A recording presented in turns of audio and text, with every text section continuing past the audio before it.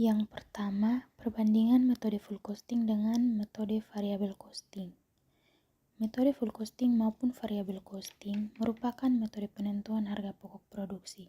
Perbedaan pokok yang ada di antara kedua metode tersebut adalah terletak pada perlakuan terhadap biaya produksi yang berperilaku tetap. Yang kedua yaitu perbedaan metode full costing dengan metode variable costing ditinjau dari sudut penentuan harga pokok produksi. Full costing atau sering pula disebut dengan absorption atau conventional costing adalah metode penentuan harga pokok produksi yang membebankan seluruh biaya produksi baik yang berperilaku tetap maupun variabel kepada produk. Harga pokok produksi menurut metode full costing terdiri dari biaya bahan baku, biaya tenaga kerja langsung, biaya overhead pabrik tetap, biaya overhead pabrik variabel, dan harga pokok produk. Variable costing adalah metode penentuan harga pokok produksi yang hanya membebankan biaya-biaya produksi variabel saja ke dalam harga pokok produk.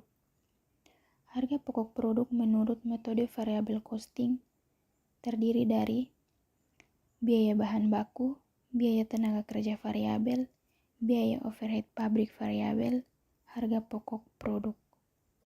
Menurut metode variable costing, penundaan perbedaan suatu biaya hanya bermanfaat jika dengan penundaan tersebut diharapkan dapat dihindari terjadinya biaya yang sama dalam periode yang akan datang. Sebagai contoh, pada akhir tahun 2021, perusahaan memiliki 100 kg produk dalam proses yang telah menelan biaya produksi sebagai berikut. Biaya bahan baku 5.000, biaya tenaga kerja variabel 25.000, biaya overhead pabrik variabel 50.000, biaya overhead pabrik tetap 30.000. Jumlah biaya produksi 110.000. Biaya tenaga kerja dan biaya overhead pabrik yang telah dikonsumsikan di dalam pengolahan 100 kg produk tersebut baru dapat menyelesaikan 45%-nya, sedangkan bahan baku 5.000 tersebut akan dapat menyelesaikan 100 kg produk tersebut menjadi produk selesai. Biaya bahan baku sebesar 5.000 tersebut dibebankan sebagai harga pokok produksi dalam proses dan melekat pada harga pokok persediaan yang dicantumkan dalam neraca per 31 Desember 2021. Biaya bahan baku tersebut tidak dibebankan sebagai biaya dalam tahun 2021, tetapi ditunda pembebanannya dan pada tanggal 31 Desember 2021 dianggap sebagai aktiva. Dalam tahun 2022, perusahaan tidak akan mengeluarkan biaya bahan baku untuk 100 kg persediaan yang pada tanggal 31 Desember 2021 masih dalam proses tersebut. Penundaan pembebanan biaya bahan baku tersebut memang bermanfaat karena penundaan biaya tersebut dapat menghindarkan dikeluarkannya biaya bahan baku untuk 100 kg produk dalam proses tersebut dalam tahun 2022. Begitu pula biaya tenaga kerja dan biaya overhead pabrik variabel. Biaya overhead pabrik tetap merupakan biaya yang dalam jangka pendek tidak berubah dalam hubungannya dengan perubahan volume produksi. Biaya tetap ini merupakan fungsi waktu dan bukan merupakan fungsi produksi. Ada atau tidak ada produksi, biaya ini tetap terjadi.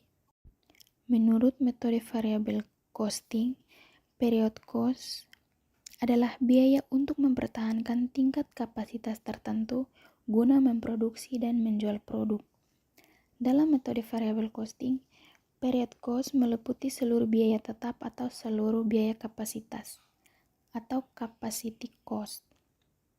Dengan demikian, period cost menurut pengertian variable costing adalah biaya yang dalam jangka pendek tidak berubah dalam hubungannya dengan perubahan volume kegiatan yang meliputi biaya overhead pabrik tetap, biaya pemasaran tetap, biaya administrasi, dan umum tetap. Berikutnya, kita masuk pada metode full costing dengan metode variable costing ditinjau dari sudut penyajian laporan laba rugi. Ditinjau dari penyajian laporan laba rugi, perbedaan pokok antara metode variable costing dengan full costing adalah terletak pada klasifikasi pos-pos yang disajikan dalam laporan laba rugi tersebut. Laporan laba rugi yang disusun dengan metode full costing menitikberatkan pada penyajian unsur-unsur biaya menurut hubungan biaya dengan fungsi-fungsi pokok yang ada dalam perusahaan atau functional cost classification. Teman-teman bisa lihat contoh soal yang sudah ada di slide. Laporan laba rugi tersebut di atas menyajikan biaya-biaya menurut hubungan biaya dengan fungsi pokok dalam perusahaan manufaktur, yaitu fungsi produksi, pemasaran, dan fungsi administrasi dan umum. Berikut merupakan contoh laporan laba rugi variable costing.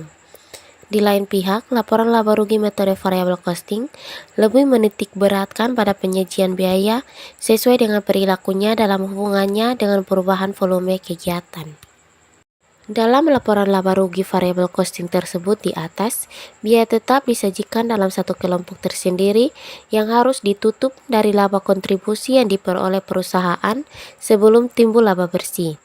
Dengan menyajikan semua biaya tetap dalam satu kelompok tersendiri dalam laporan laba rugi ini, manajemen dapat memusatkan perhatian pada perilaku biaya tetap ini dan dapat melakukan pengawasan terhadap biaya tersebut, baik dalam perencanaan jangka pendek maupun jangka panjang. Berikutnya kita masuk pada perhitungan laba rugi menurut metode variable costing. Teman-teman bisa lihat pada slide. Di slide itu merupakan contoh soal dari biaya produksi per unit menurut metode full costing dan variable costing. Pengumpulan biaya dalam metode variable costing. Biaya variabel. Biaya-biaya ini berubah sejalan dengan volume produksi. Mereka termasuk bahan baku, tenaga kerja langsung, dan biaya overhead variabel. Biaya-biaya ini diperuntukkan sebagai bagian dari biaya produksi yang dihasilkan. Biaya tetap. Biaya-biaya ini tetap tidak peduli dengan volume produksi. Mereka termasuk sewa pabrik, gaji manajemen, dan asuransi. Dalam metode variable costing, biaya tetap dianggap sebagai biaya produk dan tidak diperhitungkan dalam biaya produk yang dihasilkan. Sebaliknya, biaya tetap diungkapkan sebagai biaya operasional dalam laporan laba rugi. Dengan mengelompokkan biaya-biaya ini, perusahaan dapat menganalisis kontribusi margin yang merupakan selisih antara pendapatan total dari penjualan dan biaya variabel. Analisis ini membantu manajemen dalam pengambilan keputusan terkait harga jual, volume produksi, dan kebijakan inventaris.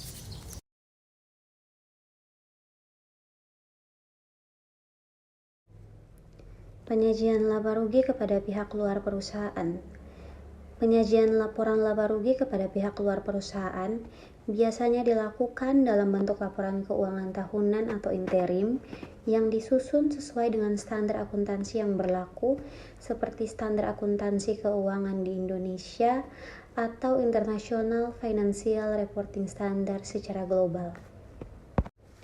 Langkah-langkah umum dalam penyajian laporan laba rugi. Yang pertama, penyusunan laporan laba rugi.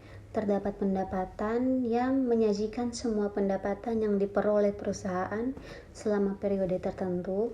Yang kedua, beban, yaitu mengakumulasi semua biaya dan beban yang dikeluarkan perusahaan selama periode tersebut. Yang ketiga, laba kotor, yaitu menghitung selisih antara pendapatan dan beban pokok penjualan. Yang keempat, beban operasional, yaitu memasukkan biaya operasional seperti gaji dan sewa.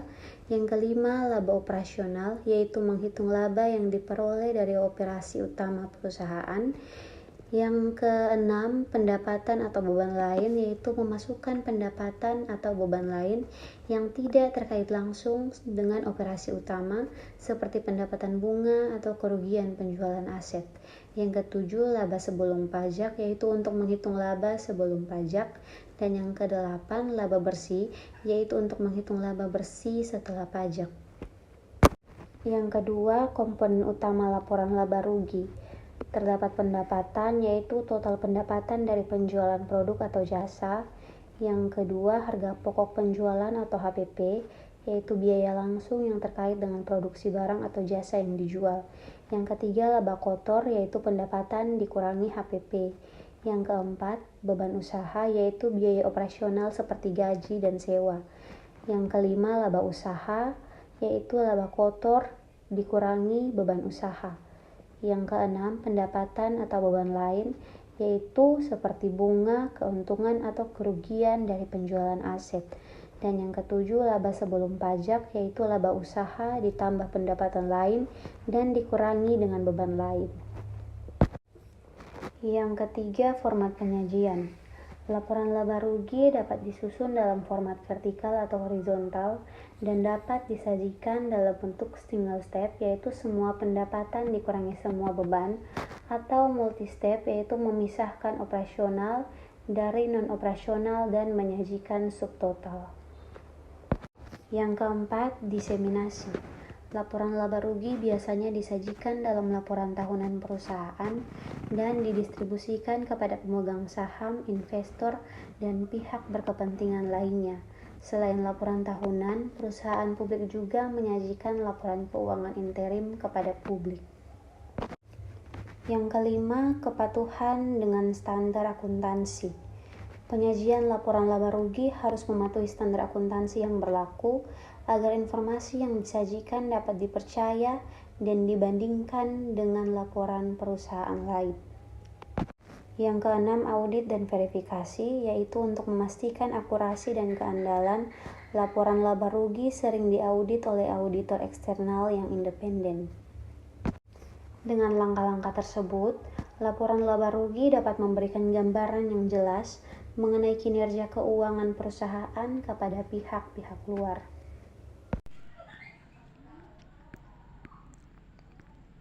Manfaat informasi yang diterapkan oleh metode variable costing. Dengan menyajikan informasi biaya yang dikelompokkan sesuai dengan perilakunya dalam hubungan dengan perubahan kegiatan perusahaan, laporan keuangan yang disusun berdasar metode variable costing bermanfaat bagi manajemen untuk perencanaan laba jangka pendek, pengendalian biaya, dan juga pembuatan keputusan.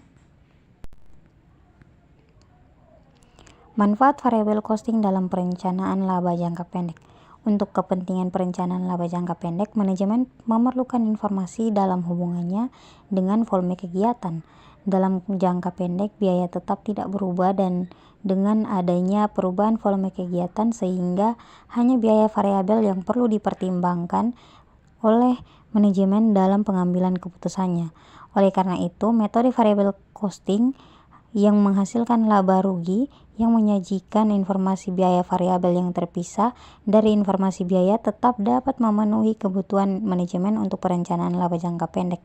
Laporan laba rugi variabel costing menyajikan dua ukuran penting, yaitu yang pertama laba kontribusi dan kedua operasi leverage. Perhitungan rasio laba kontribusi operating leverage. Hasil penjualan Rp100, biaya variabel Rp60, laba kontribusi 40, biaya tetap 30, dan laba bersih 10. Rasio laba dan juga kontribusi, laba sama dengan 40/100, operating leverage sama dengan 40/10. Perencanaan laba jangka pendek dilakukan oleh manajemen pada saat penyusunan anggaran. Dalam proses penyusunan anggaran tersebut, manajemen berkepentingan untuk menguji dampak setiap alternatif yang akan dipilih terhadap laba perusahaan. Karena dalam jangka pendek biaya tetap tidak berubah, maka informasi yang relevan dengan perencanaan laba jangka pendek adalah informasi yang berdampak terhadap hasil penjualan dan biaya variabel, yang keduanya merupakan komponen untuk menghitung laba kontribusi dan rasio laba kontribusi.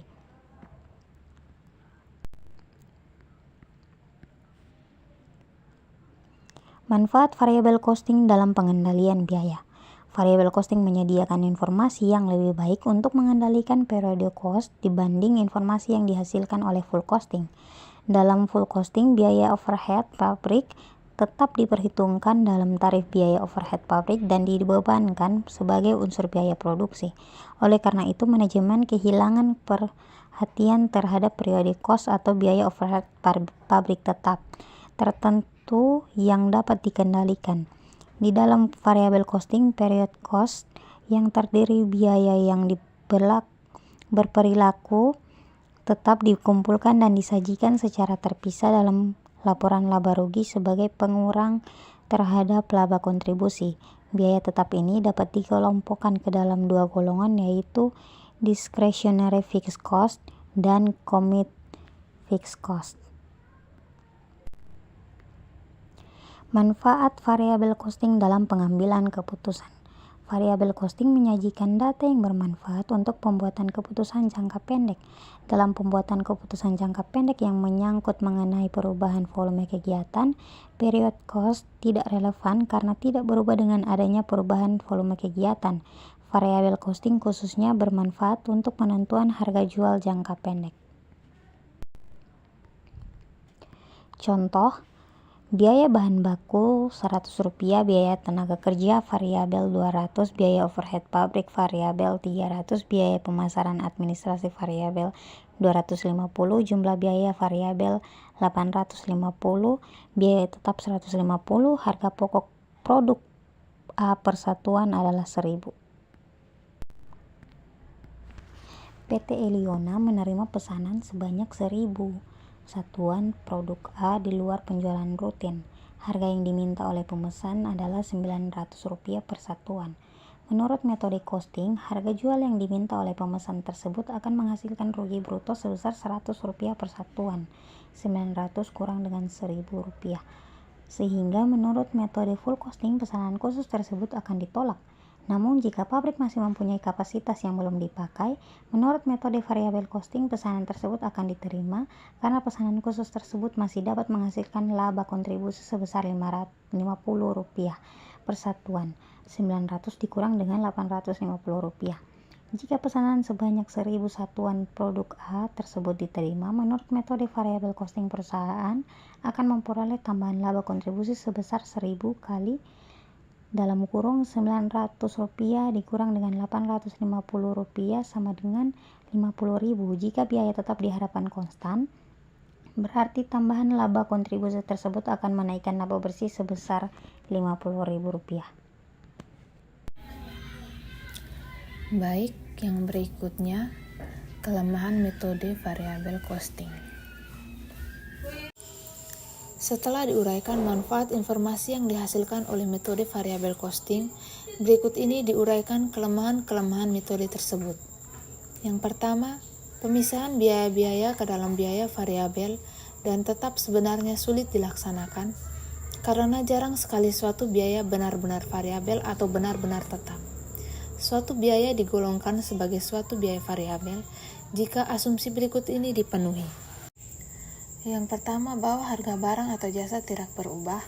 Yang kedua, bahwa metode dan prosedur produksi tidak berubah-ubah. Yang ketiga, bahwa tingkat efisiensi tidak berfluktuasi. Sedangkan biaya tetap dapat dibagi menjadi dua kelompok. Yang pertama, biaya tetap yang dalam jangka pendek dapat berubah. Misalnya gaji manajer, produksi, pemasaran, keuangan, serta gaji manajer akuntansi. Yang kedua, biaya tetap yang dalam jangka panjang konstan, misalnya biaya depresiasi dan sewa kantor yang dikontrakan untuk jangka panjang. Namun perlu diketahui bahwa dalam jangka yang panjang, semua biaya adalah berperilaku variabel.